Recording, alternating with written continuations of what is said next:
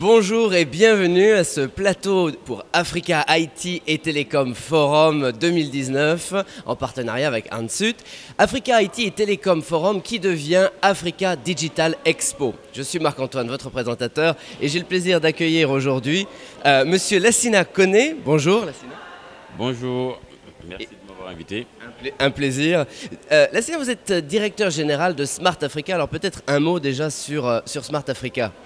Oui, évidemment, Smart Africa est une alliance de 24 pays africains dont la vision est de transformer l'Afrique en un marché économique numérique. Et pour faire cela, nous passons par la connectivité, l'innovation avant de transformer l'Afrique entière.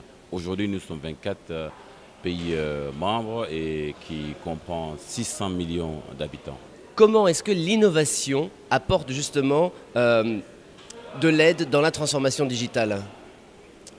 Merci pour cette question. Vous savez, nous parlons bien toujours de l'économie numérique en Afrique, de la transformation digitale en Afrique, mais nous ne pouvons pas faire le saut de crapaud, comme on dit, de leapfrogging, sans vraiment l'innovation. Parce que l'innovation, ça veut dire de faire les choses pas d'une manière traditionnelle. Parce que l'Afrique a un désavantage et un avantage. Ce qui est considéré comme le désavantage, qui est le retard, aujourd'hui c'est un avantage pour l'Afrique parce que nous n'avons pas de legacy system que nous traînons. Nous n'avons pas de legacy system. Je vous donne un petit exemple. En Europe ou ailleurs, dans l'Occident, vous pouvez considérer que par exemple le booming de Uber cause vraiment de disrupt dans le domaine des transports, et vous voyez les manifestations, les syndicats, mais une plateforme comme le Uber en Afrique, mais ce n'est fait que gagnant-gagnant parce que ça crée de l'emploi. Donc nous n'avons pas de legacy. Donc il est de devoir des gouvernements africains de innover, de ne pas faire les choses de la même manière comme ça a été fait ailleurs, parce que le développement de l'économie numérique a toujours été dans le contexte local et les contextes africains sont complètement différents. Est-ce que c'est justement là où peut jouer le rôle des incubateurs africains, des startups qui viennent vraiment apporter une aide avec une spécificité locale? C'est pour cela qu'il est très important de les encadrer. Vous voyez, aujourd'hui, 77% de la population en Côte d'Ivoire aujourd'hui est de 0 à 35 ans. L'âge moyen en Afrique en général, moins de 25 ans, c'est à peu près 60 à 70%. Donc ces jeunes-là, nous avons trouvé des lois et des réformes qui ne peut-être s'appliquent pas à eux parce que c'est la génération Z, comme on appelle la génération Z. Donc il est important qu'on les encadre parce que ce sont ces jeunes-là qui vont innover.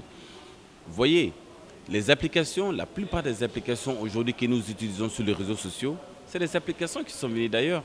Mais rien ne prouve qu'on ne pourra pas avoir un Facebook africain, ou alors un Alibaba africain, ou alors un Amazon africain, ou alors un WeChat, un WhatsApp africain, comme la Chine l'a fait WeChat. Nous parlons toujours, l'Afrique n'a pas assez de broadband, n'a pas de grandes bandes passantes, ça pose un problème. Et quand vous regardez la carte de l'Afrique, c'est complètement noir. Nous ne voyons pas de data center de grands groupes comme le Google, ni de Facebook, ni de Amazon. Il est normal. Parce que si vous regardez la carte de l'Afrique, vous verrez que les câbles sous-marins passent tout autour de l'Afrique, mais les câbles sous-marins ne rentrent pas vraiment. Donc ce qui fait que les pays qui sont enclavés ont des problèmes d'accès. Même les pays qui ne sont pas enclavés, bien vrai qu'il y a l'Internet, mais ça coûte très cher. Nous avons compris, c'est la raison pour laquelle le schéma de vision de Smart Africa, c'est connecter, innover et transformer. Et nous allons commencer par cela. Donc le projet Intra-Africa, c'est le projet phare de la République de la Guinée, conduit par le président Alpha Condé et son ministre Moustapha Diaby. Qu'est-ce que cela va permettre? Ça veut dire que chaque pays africain doit être interconnecté avec son voisin. Qu'est-ce que cela veut dire en termes de affordability, comme on le dit, le prix de l'Internet? Ça mettra la pression sur les prix de l'Internet de câbles sous-marins, parce qu'il est complètement inadmissible de constater que 1 gigabit d'Internet au Rwanda qui est enclavé, ça coûte 0,56 cents en dollars, et en Côte d'Ivoire, ça coûte 4,10 $. Le prix des gigabits, c'est parce que le Rwanda est bien interconnecté avec ses voisins. Vous comprenez? Donc, en mettant en œuvre le projet interafricain, ça va permettre une chose, le réseau africain unique. RAU, que nous en parlons, ça veut dire quoi? Donc ça veut dire que si ça a été fait en Europe et ailleurs, c'est possible qu'on fasse ce free roaming. Donc le trafic de roaming qui est à la voie restera en Afrique. Le trafic de roaming data en Afrique restera en Afrique à travers le réseau unique africain. Ceux qui opèrent les cloud services et puis les data centers, ils ont besoin de deux choses, l'infrastructure télécom et l'infrastructure de l'énergie. Raison pour laquelle le réseau africain unique est important, qui sera superposé sur le projet intra-africain que Smart Africa a initié.